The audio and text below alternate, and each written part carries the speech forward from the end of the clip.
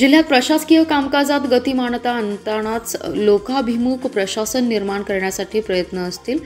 जिल्ह्यातील कायदा व सुव्यवस्था अबाधित ठेवण्यास प्राधान्य देणार असल्याची ग्वाही सांगलीचे नूतन जिल्हाधिकारी अशोक काकडे यांनी दिली आहे. सांगलीचे नूतन जिल्हाधिकारी अशोक काकडे यांनी मावळते जिल्हाधिकारी राजा दयानिधी यांच्याकडून पदभार स्वीकारलाय.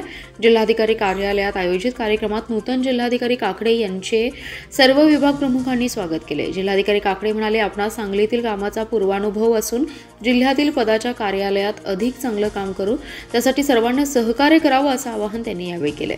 नूतन जिल्हाधिकारी काकडे सारथी पुणे येथे व्यवस्थापकीय संचालक या पदावर कार्यरत होते. तिथून त्यांची सांगलीच्या जिल्हाधिकारीपदी नियुक्ती करण्यात आली. जिल्हाधिकारी अशोक काकडे हे सन 2010च्या बॅचचे भारतीय प्रशासकीय सेवेचे अधिकारी आहेत. त्यांनी यापूर्वी मुख्य कार्यकारी अधिकारी नांदेड व महिला व बालकल्याण आयुक्त पुणे येथे म्हाडाचे संचालक या पदांवर काम पाहिले. तत्पूर्वी महाराष्ट्र लोकसेवा आयोगाची परीक्षा उत्तीर्ण झाल्यानंतर त्यांनी सन 2003 ते 2006 या कालावधीत निवासी उपजिल्हाधिकारी सांगली या पदावर काम केलं असून सांगलीतील दुष्काळ, महापुराच्या आठवणी, त्यांनी यावेळी केलेल्या सर्वोत्तम कामांच्या आठवणींना यावेळी उजाळा दिलाय.